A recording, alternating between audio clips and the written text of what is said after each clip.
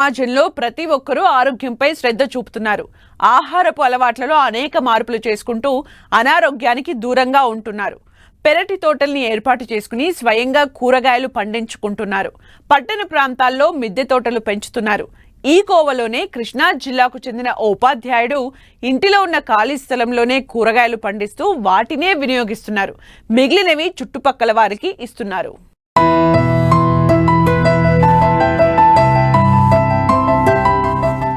మొక్కల పెంపకం ఇష్టమైన అభిరుచిగా ఉండేవారు చాలా మందే ఉంటారు.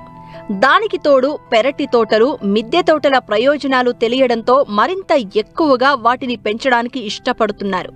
ఇలా పెంచిన వారే కృష్ణా జిల్లా ఉయ్యూరు మండలం ముదునూరు గ్రామానికి చెందిన యేసుపాదం.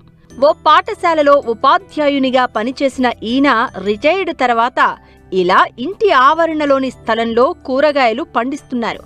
బజారులో ఏం కొన్నా వాటి మీద ఏ పురుగు మందులు చల్లారో, ఎన్ని రసాయన ఎరువులను వాడారోనన్న సందేహం కలగక మానదు.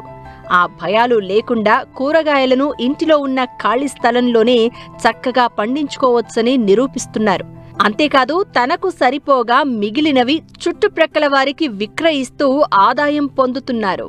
20 సెంట్ల స్థలంలో వంకాయలు ఒక 2 సెంట్లు, ఒక 2 సెంట్లు సొరకాయలు, ఒక 2 సెంట్లు బీరకాయలు, ఒక 2 సెంట్లు టమాటాలు, అలా రకరకాలుగా పచ్చిమిర్చి, చిక్కుడు, అట్లాగే పొట్ల రకరకాలుగా పండిస్తూ మేము ఆర్గానిక్గా ఉంటే ఇక్కడ మా ముదునూరులో ఉన్నటువంటి గ్రామ ప్రజలందరూ తీసుకెళ్ళి ఆరోగ్యంగా ఉన్నాము, బాగున్నాయి మేస్తారు అని అందరూ ఇక్కడికే వచ్చి మా దగ్గరికే వచ్చి మేము ఎక్కడికి ఏ అవసరం కూరగాయలు ముదునూరు వచ్చి వాళ్ళు కొనుక్కుని తీసుకెళ్తూ ఉంటారు. ఈ సొరకాయల యొక్క ఒక్కొక్కరు 2 రోజులకి 3 రోజులకి తీసుకెళ్ళి ఆ జ్యూస్ తీసుకుని తాగటం వల్ల మా ఆరోగ్యం బాగుంది అని డాక్టర్ సలహా మేరకు వచ్చేవాళ్ళు. వాళ్ళు కూడా సొరకాయలు తీసుకెళ్ళేవాళ్ళు. ఒక్కొక్క సొరకాయ కనీసం మాకు మీటర్ ఉంటుంది, కనీసం మీటర్ తక్కువ ఉండదు. కొన్ని అయితే తగ్గుతూ ఉంటాయి. సూర్య నర్సరీలో తెచ్చుకుంటాం. నెంబర్ 1గా కాస్తాయి. వాళ్ళది మాత్రం నాకు బాగా నచ్చింది ఆ నర్సరీ. ఎప్పుడు ఇక ఆర్గానిక్ తప్ప ఇతర మందులు వాడడం. మొత్తం మందులు మాత్రం పురుగు మాత్రం తప్పనిసరి కొడతామండి. ఎందుకంటే వంగకి పురుగు ఎక్కువ వస్తుందండి.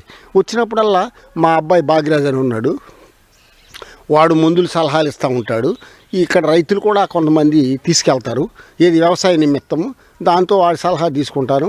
ఫస్ట్గా అసలు స్టార్ట్ చేసింది మా అబ్బాయినండి. ఈ కేజీ అండి మేము టార్గెట్ 40 రూపీస్ అండి. వంకాయ 40, బెండకాయ 40, టమాటా 40, సొరకాయ వచ్చేసి 20 రూపాయలు. ఇక ఈ మార్కెట్లో 60-70 ఉన్నా కూడా మాది అదే రేట్ అండి. ఇక మళ్ళీ పెంచడం గెంచడం ఉండదు. ఇంకా కావాలంటే 4 కాయలు ఎక్కువ వేస్తూ ఉంటాము. కరెక్ట్గా తీయలేము. ఇక అందరూ ఇక్కడ తెలిసిన వాళ్ళే. మాకు 45 రోజులకి కాపు, 40 రోజులు కాపు వచ్చేద్దండి ఏది పెట్టినా. ఇప్పుడు ఆ టమాటా వచ్చేసి ఒక్కొక్క చెట్టుకి మాకు నిరుడు 8 కేజీల నుంచి 10 కేజీల దాకా కోసామండి. ఇట్లా వంగ వచ్చేసరికి 2 సెంట్లోనే ఇప్పటికి 40 కేజీలు కోసామండి. ఇంకొక 20 కేజీలు అవడానికి అవకాశం ఉందండి. నేను ఒక షెడ్యూల్ టైం పెడతాము. ఆ షెడ్యూల్ టైం ఏంటంటే ఉదయం 6 కాడ నుంచి 8, సాయంత్రం 4 to 6.